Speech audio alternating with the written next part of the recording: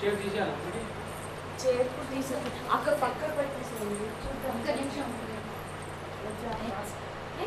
చూడండియా పెస్తాను ఒకవేళ వచ్చారు వేసేస్తారా అదే బెటర్ అదే వెనక్కి పెట్టేయండి తన కూర్చుని కూడా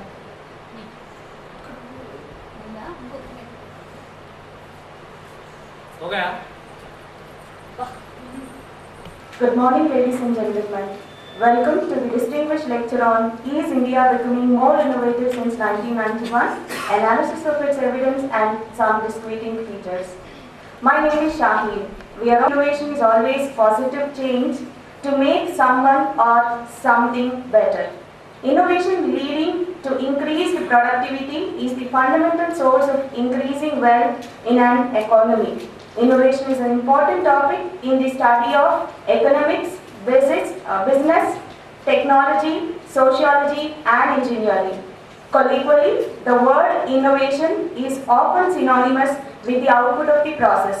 However, economists tend to focus on the process itself, from the origination of an idea to its transformation into something useful, to its implementation and on the system within which the process of innovation unfolds. Since innovation is also considered a major driver of the economy, especially when it leads to increasing productivity, the factors that leads to innovation are also considered to be critical to policymakers, and in the process we may encounter with some disputing features. It's now my privilege to call on Dr. Manoj Panda, Director, Center for Economic and Social Studies, Hyderabad. Sir, I would request you to come onto the dais.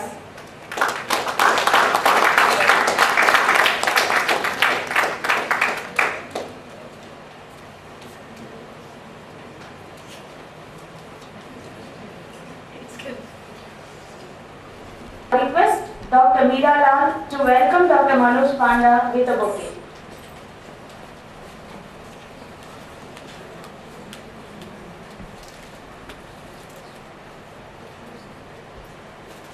Dr. Manoj Panda is Director,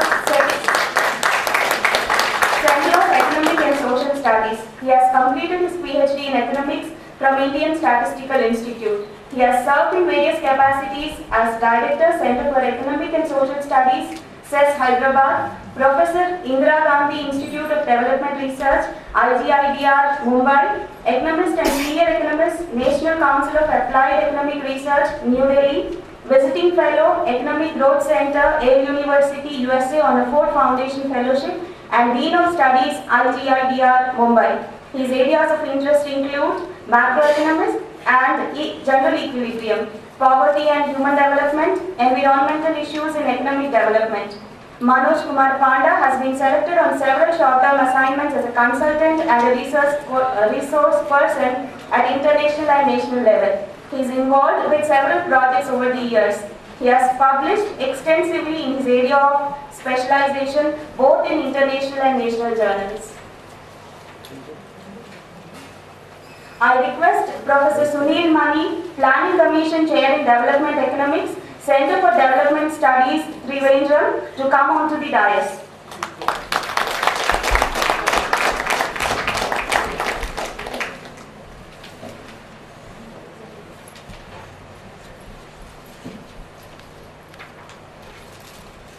I request Ms. Jayashree Ravindran to welcome Professor Sunil Mani with a bouquet.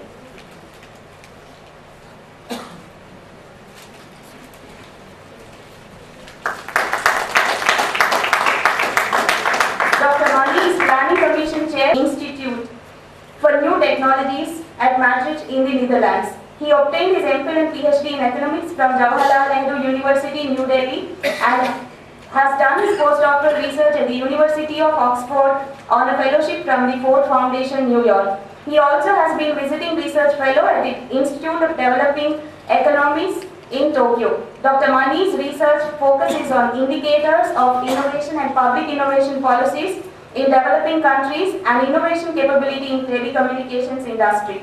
Dr. Mani is a member of the Ministry of Science and Technology's Government of India Experts Committee on FDI in R&D. He was a consultant to the National Advisory Council of Innovation. Professor Mani is visiting faculty at Indian Institute of Management, Ahmedabad. He held several senior positions at international and national levels. He also serves on several editorial boards which include Elsevier, Inner Science and Sage Publications. Dr. Mani has published extensively in his area of specialization and is currently working on 2 new books. Over the next 2 years, he is directing 2 research projects sponsored by European Union and IDRC Canada. I request Dr. V.P. Dimri, Director, National Geophysical Research Institute, Hyderabad, to come on to the dais.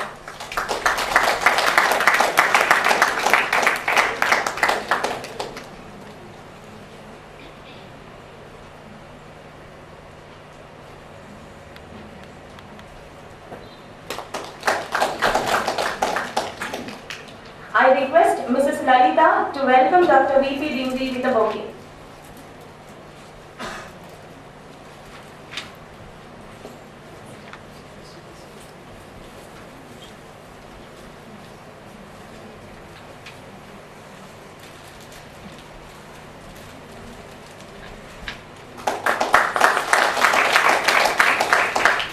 Dr. V.P. Dimri, Director, NGRI, has been recently elected as Fellow of the 3rd World Academy of Sciences. Earlier, Dr. Dimri became the first Asian recipient of the prestigious Lawrence Award of the American Geophysical Union in 2007. He took over as Director, National Geophysical Research Institute, Hyderabad in October 2001. He completed his post-graduation and PhD from the Indian School of Mines, Dhanbad, India. He was endowed with prestigious PDF in Norway from 1986 to 1988 and was awarded Senior DAAD Fellowship in 1996 at University of Kiel, Germany. Dr. Dimri was visiting fellow of Credit. Dr. Dimri has about 100 international and national publications, 3 filed patents and 3 authored books. His first book was declared as a didactical masterpiece and reference book in the field of inversion by Professor M. Coates of USA. To be at par with international research, he designed major scientific programs in the sectors of ocean studies, energy security, water security, risk assessment, and frontier research areas of international repute. He is pioneering a pilot project to enhance oil recovery from Indian oil wells in collaboration with Norwegian scientists. Dr. Dimbri has launched a very successful project in Nalgonda district of AP for assessment, management and exploration of groundwater in hard rock terrains for fluoride-free water supply. I request Professor K. Janardhan Reddy, Principal, University College of Science, Osmania University, Hyderabad, to come on to the dais.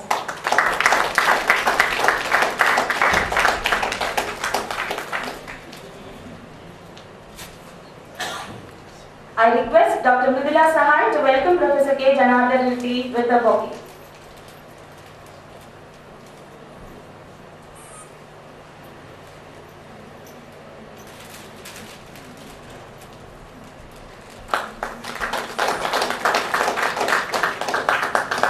Professor K. Janardhan Reddy, Principal, University College of Science, Osmania University, Hyderabad, has completed his MSc Botany and PhD from Osmania University. He has 29 years of rich experience in teaching and is extensively involved in research supervision.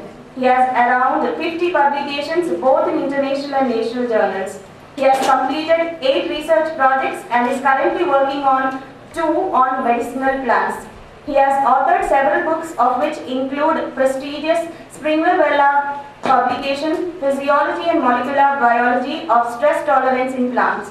He has been delivered Professor M.O.P. Iyengar Endowment Lecture in 1996 by University of Madras, Chennai. He was conferred with State Best Teacher Award in 2007 by Government of Andhra Pradesh. I request our dynamic and energetic director, Dr. R.K. Mishra, to come on to the dais.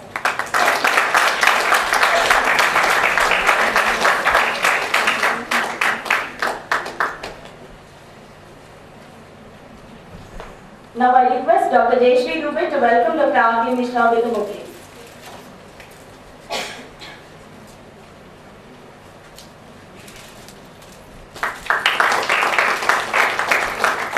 Dr. R.K. Mishra, Senior Professor and Director, Institute of Public Enterprise, Hyderabad, is a graduate of International Management Program, SVA Bocconi, Milan, Italy. He has been a Fellow of British Council and Commonwealth Secretariat. He has had research stints at London Business School and Mason Institutes in Administration. He is the Chairman of the Working Group 2 Public-Private Partnership and Enterprise Management constituted by ISIA. He is on the steering committee of Network of Asia Pacific Schools and Institutes of Public Administration and Governance supported by the Asian Development Bank. He is honorary member on the Board of Research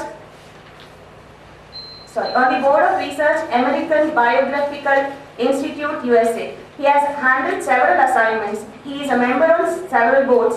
He has several international and national publications. His current interests include e-governance, modernization of state civil service systems, financial administration, human resource administration, environmental administration, privatization and restructuring, poverty management, and good governance. Now I request Dr. Srikantham Srinivasmurthy, Coordinator PGD BIF, to come on to the dais.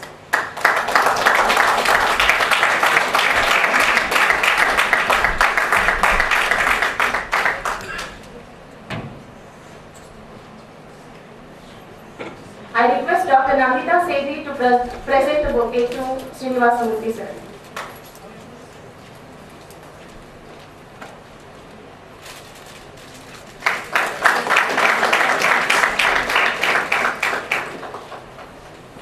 I request my own colleague Dr. P.S. Janaki Krishna, Associate Professor and Senior Faculty, onto the dais.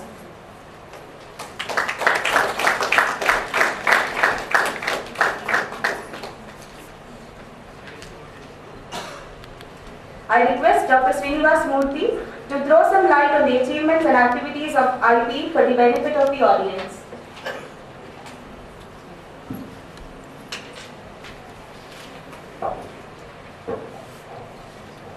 Sabhaya Namaha. Good morning everybody.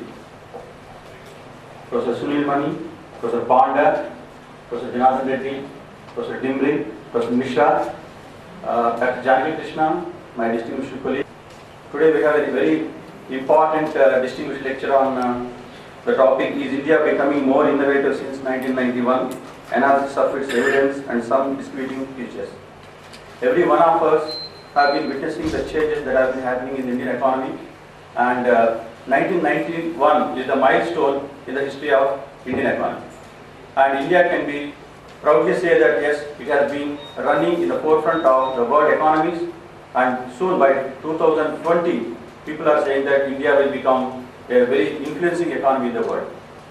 Already big countries have been quoted to be the front runners, and India and China being countries with big population, they are going to determine the destiny of the world. And in this context, having a lecture from Professor Sunil, he was IP alumni, so welcome you, sir. It's a homecoming to you, I think. So we welcome you here, and we have heard a lot about you. And for the benefit of the invitees, I'll briefly mention about the IPE, its activities. The Institute of Public Enterprise was started in the year 1964 with the initiative of the then President H.S. Kera, and the first founder director was Professor V.V. Ramanath. And the Institute has done human service for the cause of public enterprise in India. The Institute has submitted various reports to Planning Commission, Prime Minister Secretariat, and various state governments. And it has been helping the public enterprises in the capacity building initiatives. And based on this experience, and based on the request from the industry, in 1980, the Institute started one part-time MBA program exclusively for public sector executives. We are proud to say that we have trained about 1,000 executives, which includes IAS, IPS, and very senior civil servants in the country, and chief executive officers. So we are proud to say that we have been instrumental in deciding the destiny of many organizations.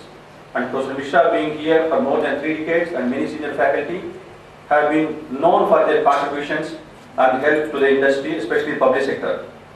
And again, based on the request from the industry, private sector, we started another program, full-time program in 1995, that is PG Diploma in Business Management. And for this program, we admit candidates based on CAT, and our students are doing extremely well, and our students are paying very high positions not only in India and outside India. And we are proud to say that based on our success, we started in 1987 another program, that is PG Diploma in Management, Marketing and Retail Management. By looking at the growth in the retail sector and the need for developing graduates with exclusive experience in this industry, we have started that program. And 2008, we started another program, that is PG Diploma in Management, Banking, Insurance and Financial Services. All of you have been witnessing the changes that are taking place in banking and financial services, and industry has been looking for graduates with experience and specialization in this area, and this program was launched. So we have 3 full-time programs in the Institute and 1 part-time program. And in addition to that, the Institute has been conducting many conferences and workshops in areas of interest like public enterprise restructuring, privatization, disinvestment, and various MBPs for public and private sector executives. Our faculty strength is now 50. I'm sorry, it is reaching 50, it is now right now 38. Professor Mishra wants to take it to 50, and we have around 350 students in the campus. Our faculty are invited for various forums, and they are also visiting faculty to IIMs and various reputed institutions. And the advantage of joining this institute as students is the faculty here are exposed to training, research and consultancy. So it is a unique model. And IP has proved that yes, this model followed by IP is a success model. It is an ICSR funded institution. It is the only institution which is having academic programs also and running these programs successfully in addition to doing research and consultancy. So faculty are highly motivated, and the students also, they utilize all the facilities here. We have excellent library and we have excellent lab, and the campus is Wi-Fi enabled, and all the classrooms are air conditioned, and Professor Mishra has been taking every care that as the need arises, he has been providing excellent infrastructure and also faculty support. and now it is the most happening institute in the country. And our programs have been rated very well, and it is #1 institute in the country, in AP, and 27 in the country. And in terms of intellectual capital, it has occupied 11th position, and in some aspects it is even better than certain IIMs. So we are very proud to say that we are part of this institution, and I once again take this opportunity to welcome all the distinguished invitees and guests on the dais, off the dais, and students and friends. Thank you. I request Dr. R.K. Mishra to give the welcome address. Professor Dimri, Professor Vidhi, my colleague Professor Janaki, Professor Srinath, I think Professor Tata there, very senior scientist in the country, for an undergraduate name for India, also Professor Mitra, who is a senior professor at SETS, and we have several people from public health here. I see Mr. Subbarao there, all my colleagues are here. I think on your behalf and on my own behalf, I extend a very, very hearty welcome to our senior colleagues on dais. Professor Panda is a very well-known authority in the area of economics, with work on development economic policy, and also he is a great development economist. I have had the opportunity of working with him and Professor Radhakrishnan when we were at IGIDR. And in that process, I learned a lot. I didn't know much about what I was doing, but I started seeing small ABC of that from him. Professor Sunil, my colleague, has spoken, a distinguished development economist, and a great man for India, for IPE, and for all those institutions with which he is associated. In his own right today, he is considered to be a leading economist who talks on science and technology. Science and technology doesn't belong only to scientists, because the actions of a scientist, they affect people as a whole. And often I think we raise a question whether our science and technology has it transformed the lives of people. A person who is in the field, a person who is in the kitchen, a person who is pulling a rickshaw. So these are the people who are at the bottom of the pyramid. So change has to come not from above. Change has to affect people at the bottom.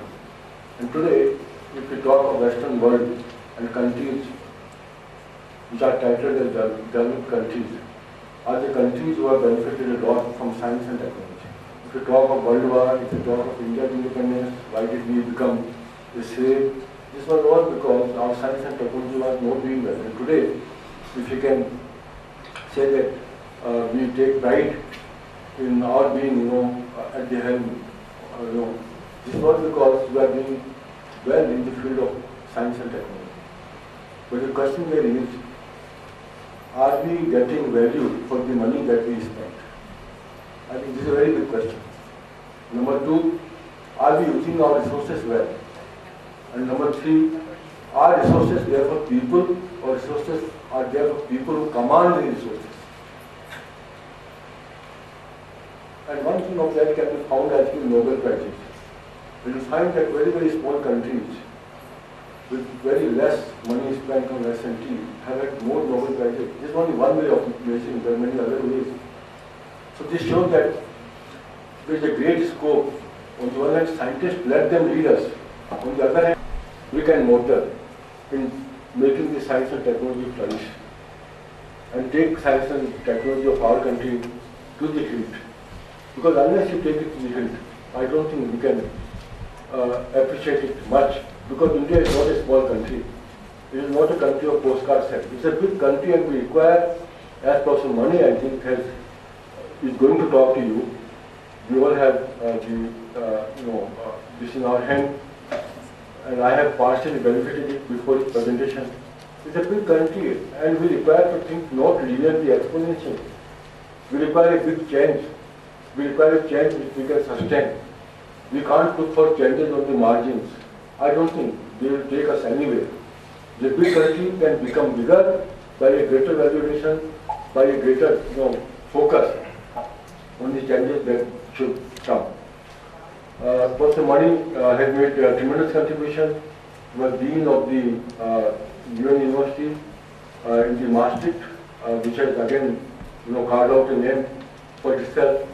I don't know much of R&D and the area in which he works, though we are colleagues here, but then as a student, one always comes across one's contribution, and I had the opportunity, and like many others, like all of you, of reading actually scintillating pieces, and I'm sure they have done a lot in policy making, and they have brought policy makers and practitioners together, not only in the international fora, but also in different organizations in our country.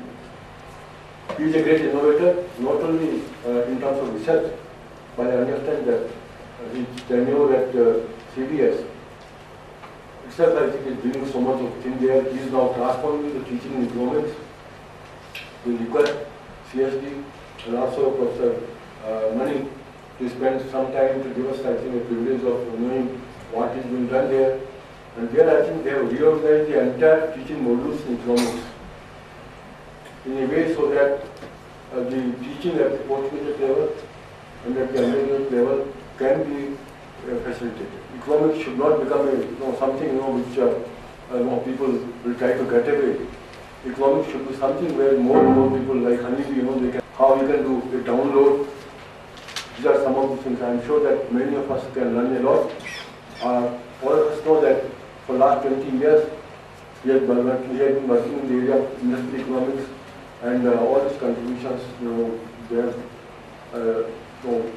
are considered to be outstanding contributions. I'm very, very proud of the fact that we have one such academic colleague in the country, who is leading, I think, the movement for research in economics and the allied disciplines like management and so. Because research is the soul. You can't just be traders of taking knowledge from here and blurting it out in the classroom. What is important is that we should also tell people what we have experienced. We have been trying to get into the institute for a few years, but it's a great day for the institute, and I think it must have been difficult for you to say no, because we have Professor Sunil who is talking about science and technology. This is something very, very dear to your heart. You have been leading that movement, you have been a great thinker, and the kind of recognition you have got, I think, is something of which you all are very proud of. I'm sure more and more people join that, and they benefit from your expertise, they benefit from your wisdom, and this institute in particular looks to you for your guidance and for your wisdom in our day-to-day activities. We are really excited today to have you in our midst. Professor Reddy is again a very distinguished scientist. He is leading the entire science faculty of this university, and very jocularly I was telling that a couple of years back, in 1990, before breakdown of Russia, if you take away Russia, then entire USSR was left a very small thing. Today, if you take out science faculty in Osmania or anywhere in the country, other faculties, they are just very, very small. So, so we are I think happy.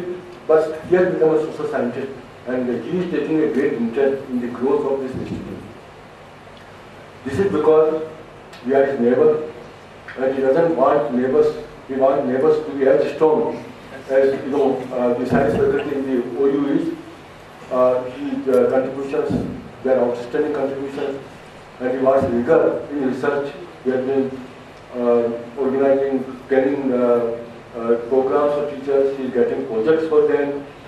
I have been seeing him working very closely with Prime Minister's Defense Advisory Council, UGC, CSIR, many bodies abroad, European Union, to get more and more projects for Osmania University, and I think the day is not very far when OU grants from projects will be more than the money that comes from the UGC and from the state government. Just published prolifically, and that's one thing that we would like to do at IB. We would like to transform our own publications, and instead of local, we would also like to be global. We always say that we want to now go out of that ambit of Chikatpalli to Kukatpalli. We want now to go to New York. We want to publish papers in journals which are journals of very high standing. I also welcome Professor Srinivas, an outstanding colleague in the area of banking, insurance and finance, has published prolifically, and an outstanding teacher. Janaki is young, very young, but I think he leads the pack in the sense that he has published in the most outstanding journals. We are nowhere, maybe older in age, but the tradition of our country is to always, I think, follow those who lead us by good work. She is an outstanding colleague and published her papers, I think, in any good journal anywhere in the world, having done about 500 projects in the area of biotechnology. And let me also welcome here my colleagues from faculty. All of them are very, very bright colleagues. We have there Professor Rao, Ramesh, and then Mohan Kumarji, Professor Mishra, an outstanding colleague there, Professor Reddy, a philosopher, and a teacher of French here, Professor Krab there, Venkatrapan there, who teaches production management and who was a senior general manager, chief general manager in ICL. Then Dr. Jayashree there, PhD from IIT Chennai, both Jayashree there, Andhra is also Jayashree. She is an expert in the area of entrepreneurship and marketing. Professor Miralal was teaching at Delhi and has joined us. The Janaki economist, Kiran, is a professor of finance here. He is doing work with the Ministry of Finance and Culture. She looks after our research. Actually, she is a professor who teaches development economics, and she also specializes in state enterprises. Professor Rao is our control of examination, and also professor of marketing. Then Professor Subramanian is professor of project management. Professor Mathur is the director of the Center of Innovations, was the active director of the UPSRTC earlier.